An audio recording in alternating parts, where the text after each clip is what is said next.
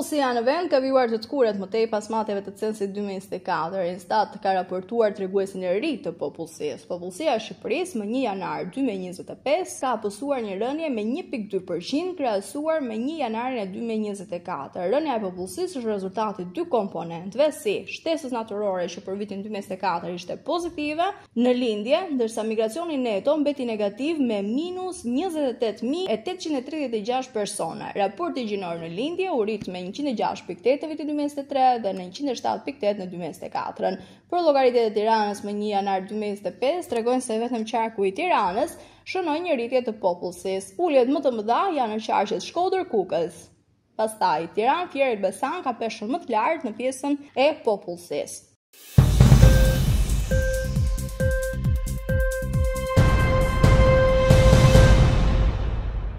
Janë publikuar notat e provimit gjuhës së huaj, të gjithë maturantët mund të marrin lehtësisht notat e tyre në sistemin digjital. Provimin e gjuhës së huaj e kanë kryer në total 25.743 maturant, 399 maturant kanë marrë notën 4 duke mbetur, ndërsa 216 maturant kanë arritur të marrin notën maksimale 10 duke rezultuar ekselent. Kalueshmëria për këtë provim është 98.45%, ndërsa nota mesatare është 7.8. Gjithashtu do të publikohet dhe nota mesatare sipas 12 qarqeve të vendit, si dhe statistikat e mëtejshme për rezultatet e këtij provimi.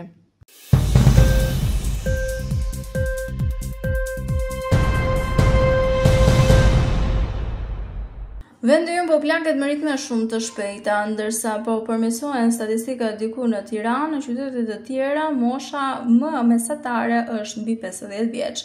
Shqipëria është duke u plakur me ritme shumë të shpejta. Largimet më të mëdha janë të moshës nga 20 deri në 40 vjeç, që përbëjnë 54% të popullsisë së larguar. Më problematik është në qarqet e jugut dhe të juglindjes. Këto statistika janë pothuajse në të gjithë Shqipërinë, ndërsa kryeqyteti është gjendja më e qëndrueshme. Tirana e rregullon pak piramidën e popullsisë, e bën më të pranueshme deri diku. Në qarqet e tjera, mbi 50% e popullsisë janë mbi 50 vjeç. Kjo tregon se ne jemi duke u plakur me ritme shumë të shpejta dhe si shkak kryesor është emigrimi. Rënja e lindshmërisë, dy nga faktorët kryesorë që kanë të bëjnë me këtë rënje.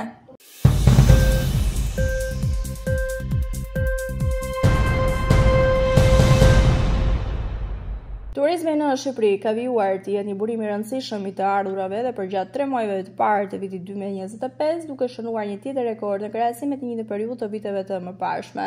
Sipas të dhënave zyrtare, në 3 mujorin e parë të këtij viti, turistët e huaj kanë shpenzuar 874.036 milion euro në Shqipëri, një rritje me afro 11% krahasuar me të njëjtën periudhë të vitit 2024 dhe 40% më shumë se në të njëjtin 3 mujor të vitit 2023. Në raport me vitin 2019, përpara pandemisë, shpenzimet janë më shumë se dyfishuar, çka tregon qartë një ngritje të qëndrueshme të pozicionit të Shqipërisë në hartën turistike. Në të njëjtën kohë, edhe shpenzimet e shqiptarëve jashtë vendit ka shënuar një rritje të ndjeshme duke reflektuar trendin e rritjes së udhëtimeve jashtë për qëllime turistike. Megjithatë, bilanci neto i turizmit mbetet pozitiv për ekonominë shqiptare, ku diferenca midis shpenzimeve të turistëve të huaj në vend dhe atyre të shqiptarëve jashtë ka arritur në 295.32 milion euro, niveli më i lartë ndonjëherë për një 3 mujor të parë. Shqipëria konfirmohet si një vend që fiton më shumë nga turizmi se sa që shpenson për të paktën në bilancin ekonomik.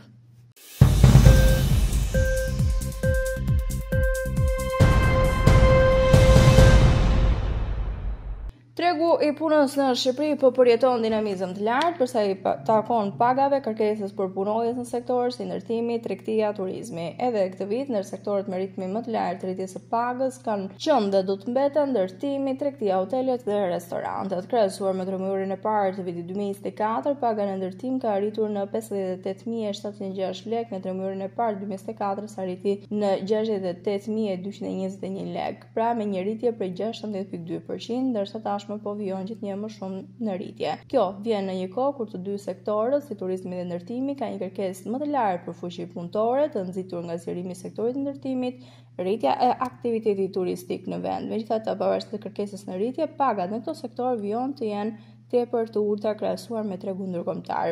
Gjithashtu, shpërblimet financiare për punonjësit janë në mospërputhje mes nevojave të tregut dhe shpërblimeve. Të dhënat e fundit të Instat për 3 mujorin e parë të vitit 2025 tregojnë se Paga mesatare mujore bruto në Shqipëri ka arritur në 82.210 lekë.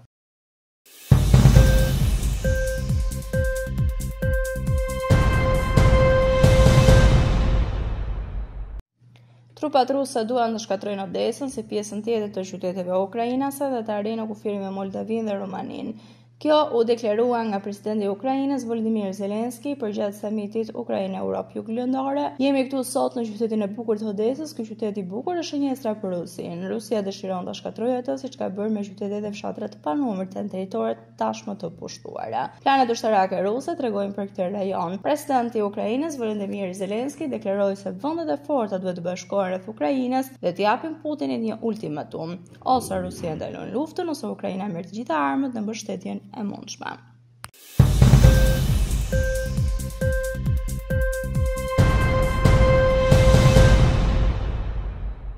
Kryeministri i Mbretërisë së Bashkuar Keir Starmer ka kërkuar Iranin dhe Izraelit të tërhiqen dhe të ulin tensionet urgjentisht, duke i quajtur sulmet shqetësuese. Sipas tij, përshkallëzimi nuk i shërben askujt në rajon. Stabiliteti në lidhjen e mesme duhet të jetë përparësi dhe ne po angazhojmë partnerë për të ulur tensionet. Tani është koha për përmbajtje, qetësi dhe kthim në diplomaci, ka thënë Starmer. Sekretari i jashtëm i Mbretërisë së Bashkuar David Lammy bëri jehon thirrjes së Starmer për përmbajtje, duke thënë se përshkallëzimi i mëtejshëm është një kërcënim serioz për paqen dhe stabilitetin në rajon. Stabiliteti në lidhjen e mesme është jetik për sigurinë globale. Ky është një moment i rrezikshëm dhe i bëjmë thirrje gjithë palëve të tregojnë përmbajtje, ka thënë ai.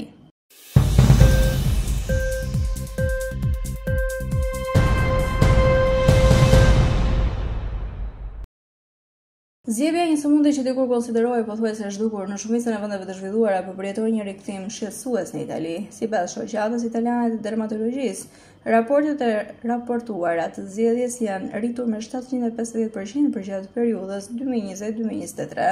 Kjo rritje e ndjeshme ka ndetur alarmin e institucioneve shëndetësore dhe sociale, veçanërisht në shtëpitë e përkujdesis për të moshuarit, shkolla dhe spitale, ku përhapja është më e lehtë për shkak të kontakteve të ngushta ndërpersonale.